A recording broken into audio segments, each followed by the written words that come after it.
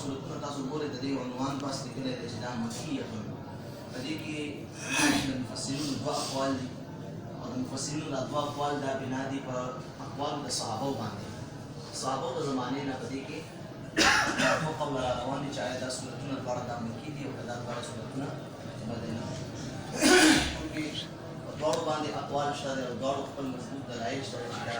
یا مکي دي او یا مدني دي خو زیاتره مفسرین کرام چې دی اصح قول کوم ذکر کړی دی اصح او محقق قول همدغه دی چې دا دواړه سورتونه دا مدني سورتونه دي مکي سورتونه نه دي او د هغې بنیاد او د هغې بنا اصل کې د بخاري او مسلم هغه یو حدیث باندې دی چې کوم حدیث کې د حضور نبي کریم صلی الله علیه وسلم په ذات بابرکات باندې د جادو کېدلو چې کوم روایت دی د هغې ذکر شوی دی نو چونکې دا خو روایاتو کې صحیح طریقې سره محقق قول همدغه ثابت دی چې جادو به نبي علیه الصلاة والسلام مبارک هغه واقعات دي او کوم د هغې پس منظر او پیش منظر دی هغه په مدینه منوره کې شوی نو ځکه د هغې په بنیاد باندې مفسرین کرام تقریبا اکثر همدغه محقق قول او اصح قول دا نقل کوي چې دا دواړه سورتونه مدني سورتونه دي د سورت فلق او سورت الناس د دې اول سورت نوم فلق دی او دویم الناس دی او دا خبره موږ بار بار کړې ده او د قرآن کریم د ټولو سورتونو ترتیب همدغه چې د هر سورت چې کوم نوم وي کوم اسم وي نو د هغې ذکر په هغه سورت کې یو ځل شوی وي هغه صورت کې د هغې یا ذکر شوی وي یا یو خاص واقع طرف ته اشاره شوی وي نو مغه نوم دغه صورتونو نومونه او اسما بیا ګرځېدلي وي او دا خبره مونږ مخکې په دې ځان پوهې کړی دی چې د صورتونو دا ټول نومونه توقیفي نومونه دي دا باد کې نه دي جوړ شوي بلکې توقیفي نومونه دي یعنې کوم صورتونه چې نازل شوي دي دې سره دا نومونه به هم دغه شان نازلېدل چې د دې صورت دا نوم دی او د دې صورت دا نوم دی د دې صورت نوم اول نوم فلق دی چونکې دې صورت کې هم اول آیت کریمه کې راځي برب الفلق چونکې فلق د دې صورت کې ذکر شوی دی ځکه د دې نوم هم صورت الفلق دی او د دې بل صورت نوم الناس دی چونکې په دې کې هم الناس ذکر راغلی دی برب الناس ملک الناس اله الناس ذکر د دې صورتونو نومونه هم نوم هم الناس صورت الناس دی یو ده دا صورتونو د دې شان نزول متعلق بخاري او مسلم شریف چې کوم روایات دي تقریبا زموږ ټول مفسرینو دا روایات نقل کړي دي د بخاري او مسلم په حوالې سره چې د حضور نبی کریم صلی الله علیه وسلم مبارک یو موقع داسې راغله په ژوند کې حضرت ام المؤمنین عایشه صدیقه رضی الله عنها فرمایي چې حضور مبارک صلی الله علیه وسلم به کور ته راغلو دوی مبارکو به وفرمایل چې آیا تپوس به یې کولو چې آیا ما دا کار کړی دی که نه دی کړی لکه حضور مبارک به یو کار کړی و او بیا به حضور مبارک تپوس کولو چې دا کار ما کړی دی او که نه دی کړی مونځ به حضور مبارک کړی او تپوس به وکړو چې آیا ما دا مونځ کړی دی او که نه دی کړی دا قسمه چې کوم ظاهري انسان ژوند سره کوم تړلې خبرې وي د دې متعلق به حضور مبارک بار بار تپوس کولو او د حضور مبارک صلی الله علیه وسلم په خپله ارشاد فرمایل چې ما به چې کوم دی یو کار یا به کړی یا به نه کړی او زما ذهن کې دا راځي چې دا کار ما کړی دی یا به ما نه کړی او ما به چې ما کړی دی یا به کړی او ما به چې ما نه دی کړی دا قسمه حالات په نبي علیه السلام باندې چې کوم دی سموده راغلي بیا حضور مبارک په خپل ارشاد فرمایي چې ما خوب ولیدو او هغه خوب چې ما ولیدو نو هغې کې ما وکتل چې دوه فرښتې ماله رالې او یو فرښته زما سر طرف ته کېناسته بله فرښته زما خو طرف ته کېناسته نو یو فرښته د بلې نه تپوس کوي چې په دې انسان باندې په ده باندې څه چل شوی دی نو بله فرښته وله جواب ورکوي چې په ده باندې جادو شوی دی بیا هغه بله فرښته ترې نه تپوس کوي چا چې مخکې تپوس کړی و چې دا جادو ورباندې چې کوم دی چا کړی دی نو هغه فرښته وله جواب ورکوي بله چې ده باندې لبید بن عاصم او د هغه لوڼو په ده باندې جادو کړی دی بیا ترې نه تپوس کوي چې دا جادو په څه کې شوی دی په څه باندې په کوم څیزونو باندې جادو کړی دی نو بله فرښته ورته وایي چې د هغه کې د کجوري چې کوم دی کوم دا سرمن وي د دې په سرمن کې هغې یو ګوډاګی جوړ کړی دی او په هغې کې ستنې وغیره ورکړي دي او یو تار دی هغه تار کې چې کوم دی غوټې ورکړي دي 11 غوټې دي او هغه 11 غوټو کې په دې باندې چې کوم دی جادو شوی دی یو روایت کې راځي چې د دې انسان په ویښتو باندې ویښتې حاصل کړي دي په ویښتو باندې او د ګومنځ چې کوم دا د ګومنځ دا غاښونه وي په دې باندې چې کوم دی جادو شوی دی بیا د هغه تپوس کې دا کوم ځای کې دی دا څیزونه چېرته پراته دي نو هغه ورته یو کوی یاد کړو چې د بنو زریق یا رزیق قبیلې چې کوم بوستان دی د هغې باغ دی په هغې کې یو کوی دی چې هغې ته دي اروان ورته وایي. هغه دي اروان کوی کې لاندې ایخ کې د کاڼي لاندې دا شیزونه پراته دي په دې باندې جادو شوی. حضور مبارک صلی الله علیه وسلم فرمایي زما سترګې کلاو شو زه راویښ شوم. نو حضور مبارک دا اشاره فرمایي چې ما خوب داسې ولیدو. نو روایتو کې راځي چې نبي علیه السلام حضرت علي، حضرت عمار او حضرت زبیر رضی الله عنهم دا درې واړه راوغوښتل او دې ته ارشاد وفرمایل لاړ شئ هغه پته یې ورته وښوله چې د فلانکي باغ دی او هلته یو کوی دی، هغه کوی نه چې کوم دی کوی لاندې کوی په ایخ کې کاڼی دی، کاڼي لاندې دا شیزونه پراته دي دا تاسو راوړئ. دا صحابه کرام فرمایي حضرت علي المرتضی شریف الله چې موږ کله لاړو نو هغې کې اوبه وې، موږ اول دا اوبه ټولې تشې کړې، اوبه مو ترې نه راویستلې. چې کله کوی نه اوبه راویستلې بیا لاندې کوز شولو، موږ وکتل نو د کوی اوبه چې کوم دی دا د نکریزو په شان دی، لکه نکریزو اوبه چې څنګه وي داسې اوبه وې، خړې اوبه وې. خو چې کله موږ لاندې کوز شو موږ هغه کاڼې لرې کړو څنګه چې حضور مبارک فرمایلي وو مکه شانتې لاندې هغه څیزونه پراته وو. بیا هغه ټول موږ راغونډ کړل، نبي علیه السلام نه راوړل، عرض وکړو یا رسول الله دا څیزونه وو. هغه موقع باندې چې کله دا رالل دا څیزونه حضور مبارک ته کېښودل نو چې حضور مبارک وکتل نو هغې یو بوډاګی جوړ شوی وو، په هغې کې چې کوم دی ستنې ورکړې دي. هغه نبي علیه السلام مبارک ټول چې کوم دی ختم کړو. بیا یو تار و، هغه تار کې چې کوم دی 11 غوټې دي. چې کله حضور مبارک هغه تار راغوستو په دا ټیم کې مفسرین فرمایي دا دواړه صورتونه نازل شو. جبرئیل علیه السلام راغلو دا دواړه صورتونه یې راوړل. چې کله حضور مبارک دا چې کوم دی صورتونه به ویل دا وګورئ نو صورت فلق کې 15 آیتونه دي او صورت ناس کې 6 آیتونه دي، نو دا 11 آیتونه دي. حضور مبارک په چې کله دا یو آیت ولوستلو تلاوت به یې وکړو نو هغه غوټه په خپله کلاو شو. بیا بل آیت به یې لوستلو بله غوټه به کلاو شو، چې درېیم آیت به لوستلو هغه درېیمه غوټه به کلاو شو، تر دې پورې چې دا والناس ته چې کله راورسېده صورت ختم شو نو 11 واړه غوټې په خپله چې کوم دی کلاو شوې. حضور مبارک فرمایل چې دا یو غوټه به کلاوېده نو زما بدن به داسې کلاوېدو لکه چا چې ټینګ نیولی زما دا بدن مضبوطۍ سره یې نیولي وي او ورو ورو زما بدن کې خوشحالي او وسعت راځي او زما باندې چې کوم هغه بوج او کوم هغه مشقت په ما باندې اټول الله پاک چې کوم دی هغه لرې کړو د دې د برکته. نو هغه د جادو اثر هم ختم شو او د حضور مبارک طبیعت بالکل چې کوم دی هغه فراخه شو. بیا صحابه کرام عرض وکړو یا رسول الله چونکې موږ ته قسم معلوم شو چې دا لبید بن عاصم دی دا یهودي و او د ده لوڼه دي، هغې دا کار کړی دی، دا ناپاک جسارت یې کړی دی. نو یا رسول الله چې موږ ته معلوم شو چې هغې ستاسو خلاف دومره حده پورې تللي دي نو تاسو اجازه وکړئ موږ به لاړ شو او دا به ګرفتار کړو، قتل به یې کړو. ستاسو د خلاف دې دومره کار کړی نو حضور مبارک ما نه وفرمایل چې نه، بلکې حضور وفرمایل چې الله پاک ما له شفا راکړه نو زه مونږ هغه څه کوو، اوس که مونږ هغې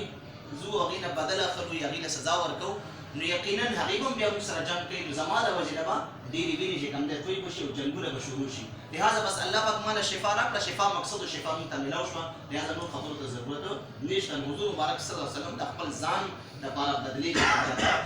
صحابه کرام منې کړل چې زما دپاره بدله ما اخلئ.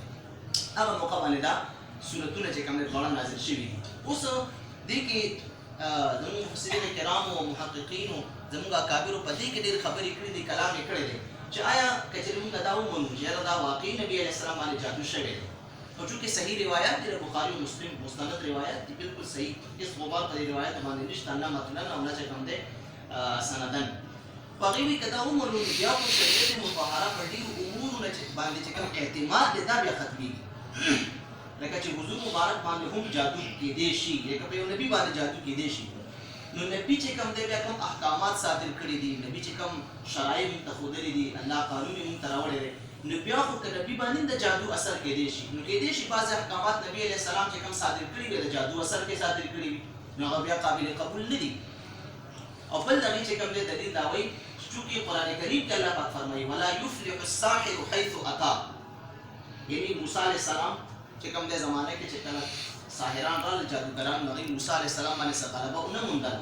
نو هغه آیت کریمه عموم کې دا ثابتوي چې چېرته هم یو جادوګر د هغه جادو په یو نبي باندې هغه اثر نشي کولی، بلکې الله پاک جل جلاله خپل نبي سره دا وعده کړې ده والله یعصمک من الناس، الله جل جلاله به تا ای نبي تا به د خلکو د شر او فساد نه الله په حفاظت کې ساتي. نو که دا روایت موږ ومنو نو بیا خو د دې آیتونو نه هم انکار راځي، د آیتونو سره بیا موږ څه کوو؟ یو دا خبره بل لکه شریعت د شریعت ټول دار و مدار د حضور مبارک صلی الله علیه وسلم په ذات بابرکات باندې دی، نو که حضور مبارک باندې هم جادو کېدی شي او د ده مبارک ذات هم مستور کېدی شي بیا خو شریعت باندې اعتماد ختمېږي. نو ځکه بیا زمونږ دا چې کوم دی اکابرو د علماو د مفسرینو یو موقف دا دی چې نه د دې روایاتو نه انکار کوي چې دا روایت اگر چې سندن خو صحیح وي امام بخاری په مسلم نقل کړی دي، خو لیکن متنن په دې کې کلام کوي. هغه به د دې متن منون بیا د ټول د نصوص نه انکار راځي. نو د دې روایت د دې روایتو د متن نه چې کوم دا غسو کو د دې نبی صرف نظر وکړو، هغه ویل چې نه دا روایت صحیح نه دی. بیا زموږ بعد نور چې کوم نصوص دي د قران کریم په هغه باندې با عمل وکړو، موږ چې نبی علیه السلام باندې جادو نشي کېدی. یو دا دویم موقف دا د مفسرینو او د صحابو د زمانې نه تر نن پورې هغه دا روان دي چې نه جادو په نبی علیه السلام باندې کېدی شي. چونکې هغه اصل مدار چې کوم دی همدغه روایت د بخاري او مسلم دی، چې بخاري مسلم روایت دی او بیا د دې آیت د دې دوه سورتونو په شان نزول کې دا روایت راغلی دی او دا روایت په صحیح سند سره راغلی دی. نو دې نه موږ انکار نشو کولی. لہذا موږ دا وایو چې جادو په نبی علیه السلام باندې کېدی شي. نو بیا دا دویم موقف چې کوم دی دوی بیا د اول چې کوم موقف او هغې چې کوم نصوص په خپل دلایلو کې راوړي وو د هغې بیا دې جوابات کوي او د تطبیق ورکولو کوشش کوي. خو په هر کیف تقریبا چې کوم دی زموږ چې څومره مشهور مفسرین دي ټولو دا تطبیق راوړلو کوشش کړی دی چې د دې دواړو روایاتو منځ کې توفیق راشي، چې د بخاري او د مسلم چې کوم روایات دي چې د هغې نه هم انکار را نشي، او دا کم چې نصوص قطعیه راغلي دي چې په نبي باندې چې کوم دی باطل غلبه نشي کولی، چې د دې روایاتو چې کوم دا نصوص راغلي چې دې هم چې کوم دې کې کلام وشي او په دې باندې هم څه غبار وغیره را نشي.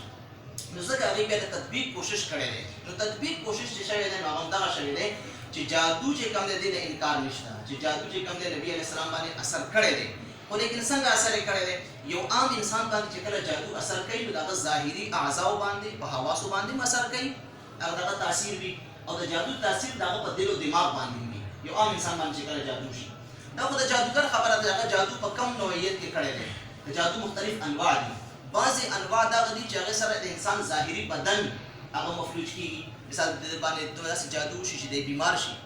د سر چې کوم دی ټیم خوږېږي، د زړه عارضه ورته لاحقه شي، یا نور د بدني ظاهري چې کوم بیمارۍ دي دا ورته راشي. او د جادو یو نوع دا هم بیانه شوې ده چې جادو یو نوع دا چې هغې انسان ظاهري بدن خو د بلکل ټیک ټاک وي، هېڅ تبه څه خوږې څه نور څه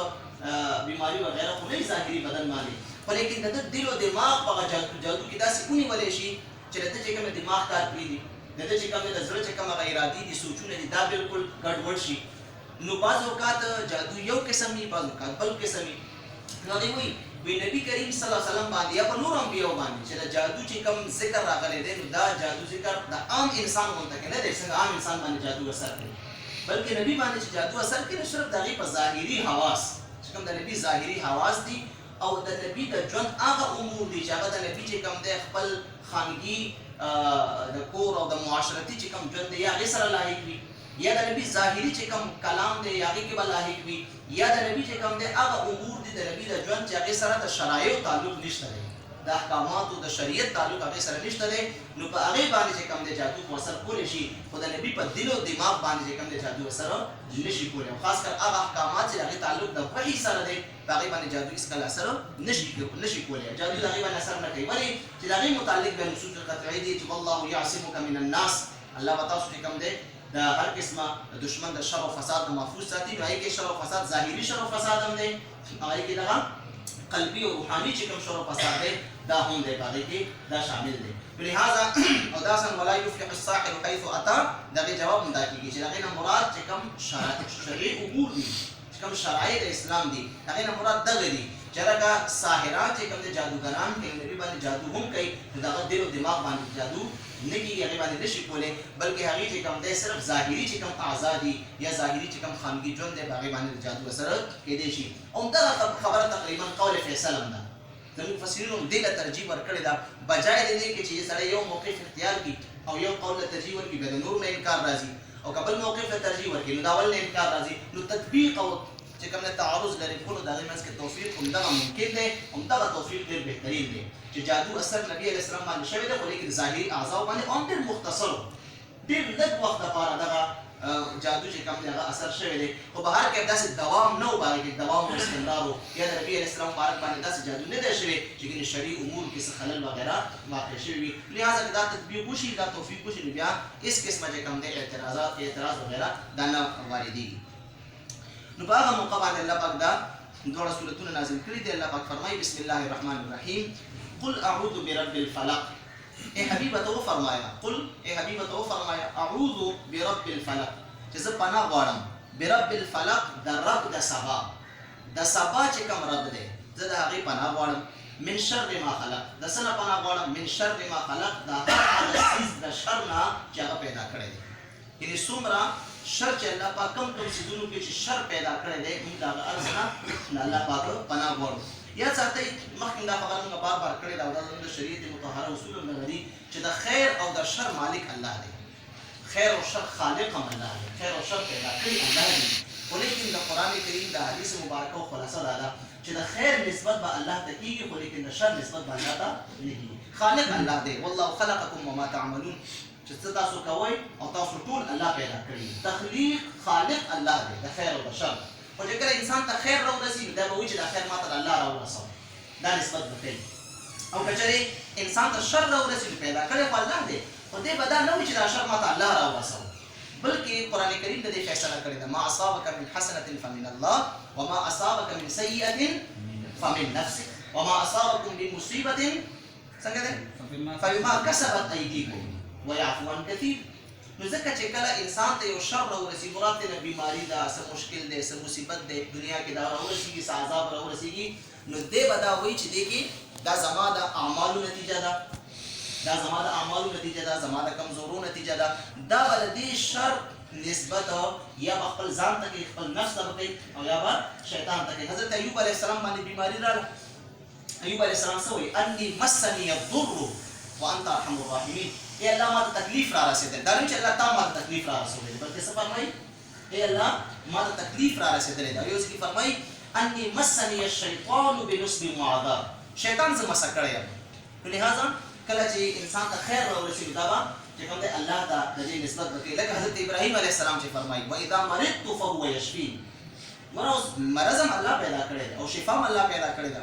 خو لیکن ابراهیم علیه السلام څه وایي؟ هغه واذا مرضت، کله چې زه بیمار شم، فهو یشفین، نو هغه رب ماله شفا